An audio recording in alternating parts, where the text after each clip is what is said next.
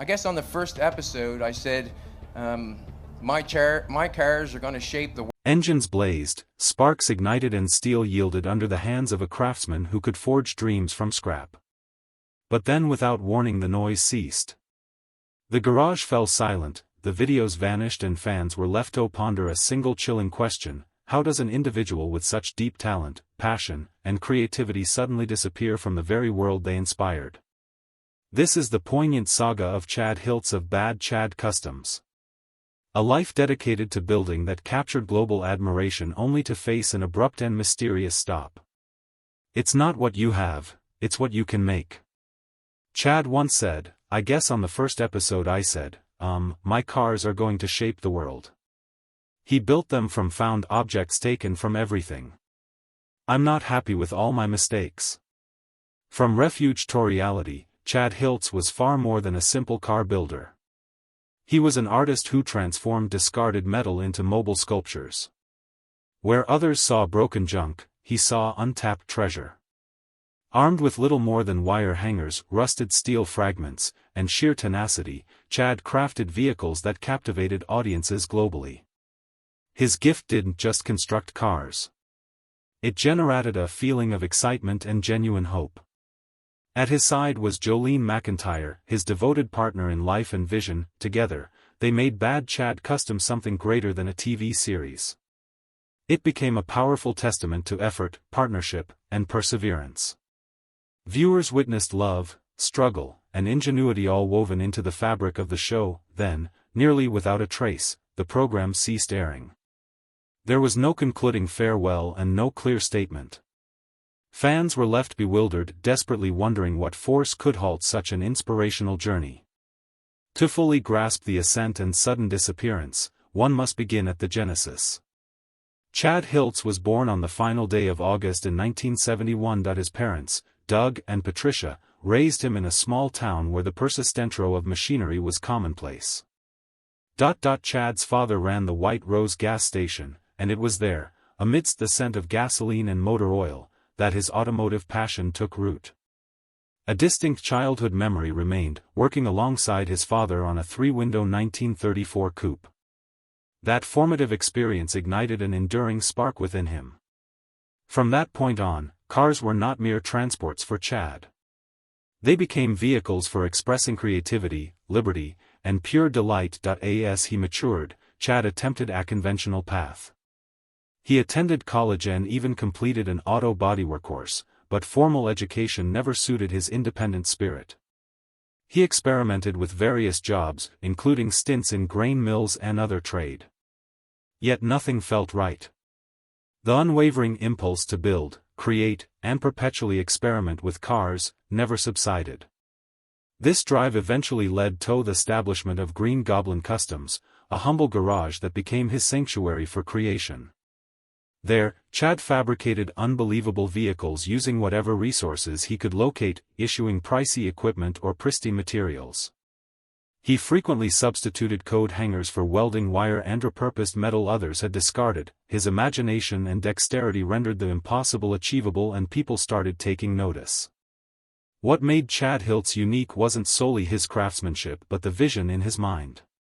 Where most people saw he saw beauty waiting to be liberated.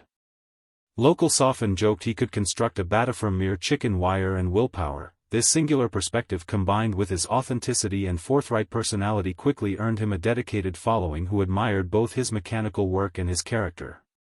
The pivotal moment in Chad's story occurred when he encountered Jolene McIntyre. Bad Chad Customs wasn't born in a high-tech studio or corporate office. Instead, it started in the most unassuming location, a parking lot. But that brief moment would reshape both their futures forever. One evening, Chad drove one of wildest builds to a local pub. The car defied all convention. It started as a 1962 Chrysler Windsor, but Chad morphed it into something entirely new. He christened it the Green Goblin, and its imposing size and design compelled onlookers to stop. Working inside the tavern was Jolene McIntyre, a young woman with limited knowledge of automobiles at the time.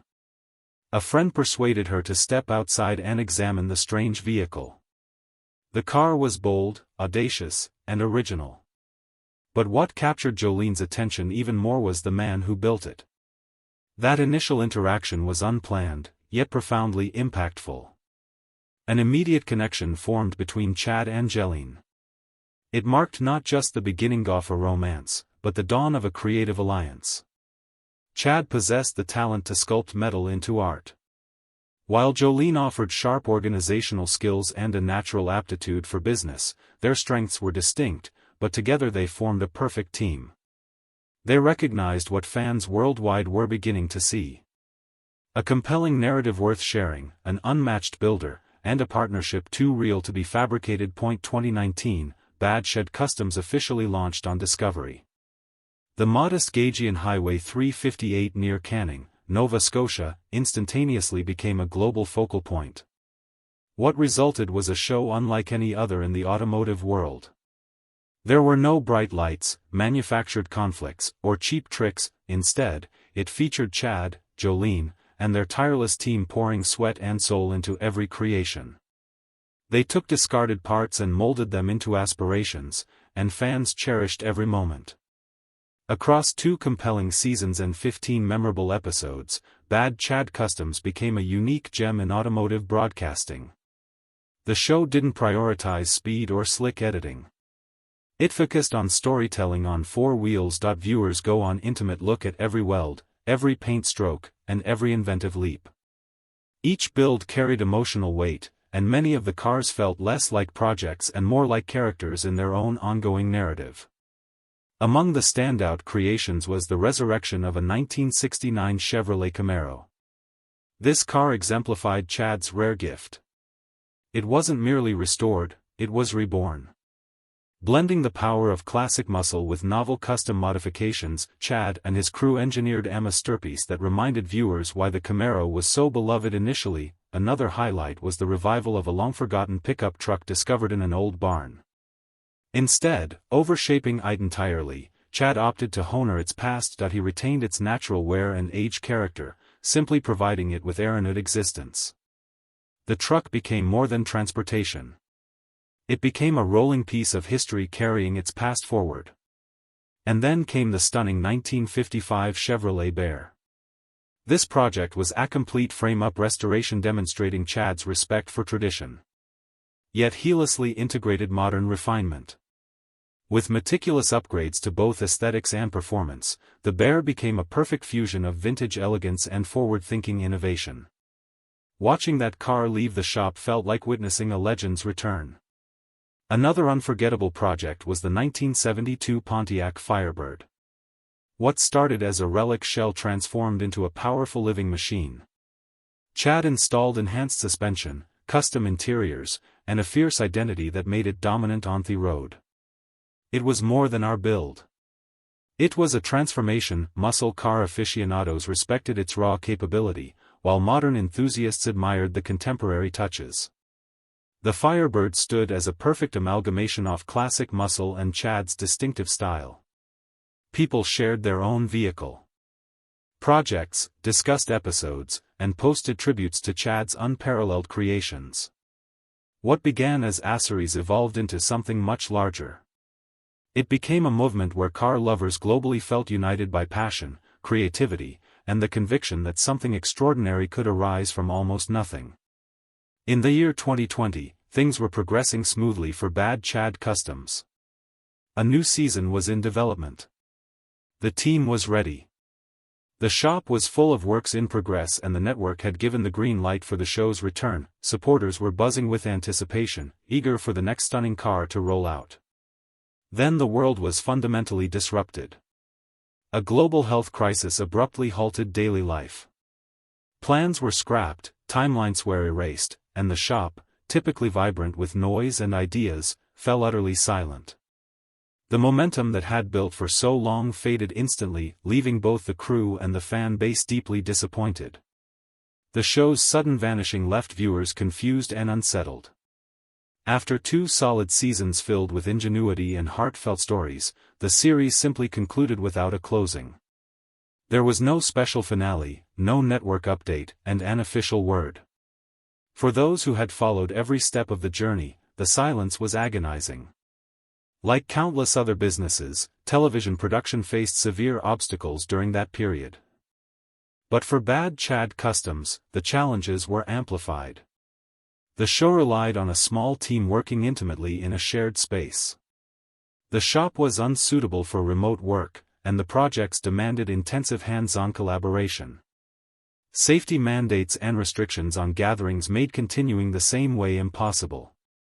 Chad later explained in a video that plans for a third season had been made, but perpetual delays kept pushing things back until the opportunity was ultimately lost. The final episode of Season 2 aired in October of that year, and after that nothing followed. No trailers, no new builds on TV, and no communication from the network. For dedicated supporters, the prolonged silence from the network felt like hell at town.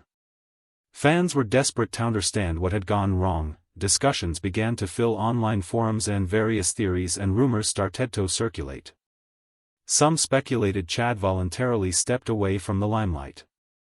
Others believed the channel quietly led the show, unwilling to navigate the ongoing delays caused by the crisis. There were even harsher opinions that challenged the show's very authenticity. A few critics alleged the builds were faked, that the shop was merely a stage set, and that the work wasn't genuine. These claims only intensified the confusion. Chad, however, was never one to tolerate doubt or false accusations. In 2021, he posted a comprehensive YouTube video to clarify the fact. He personally guided viewers through his workshop, revealing partially completed cars, stacks of components, and even his original blueprints. Everything people had only briefly glimpsed on television was now openly displayed.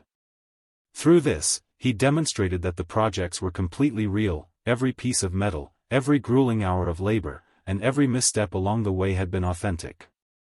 Nothing was fabricated for the cameras. Chad also revealed a crucial detail many hadn't realized. The cars belonged to him, Angeline, not the network. The Discovery Channel had only managed the filming and distribution. The vision, the designs, and the manual labor all originated directly from Chad and his team. So when the show abruptly ended, they lost a broadcasting partner, but not their core mission. Chad and Jolene chose to gain control. They returned to the platform where their journey first gained traction, YouTube.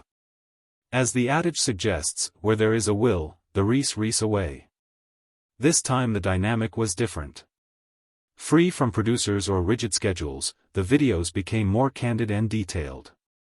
Chad explained his processes step by step, shared technical knowledge, and reflected on his personal experiences. The episodes were longer and full of unscripted moments. There was no large camera crew. It was simply Chad, Jolene, and their mutual passion for crafting incredible vehicles from the most improbable components. Suddenly, the true soul of Bad Chad Customs reawakened. Not through cable television, but through the community who refused to let it disappear. Within months of leaving the airwaves, Chad Hiltz and Jolie McIntyre proved that their dream never depended on a network. What they were creating was far grander than a series.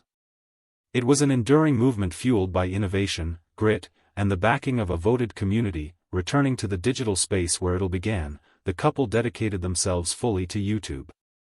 The response was extraordinary. And no longer constrained by producers or timelines. Chad shared projects with unprecedented depth. Viewers gained a clearer view of his imagination, his struggles, and his artistry.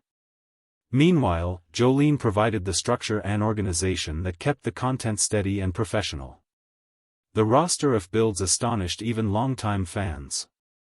A Ferrari emerged with sleek lines and undeniable power, carrying Chad's unmistakable signature.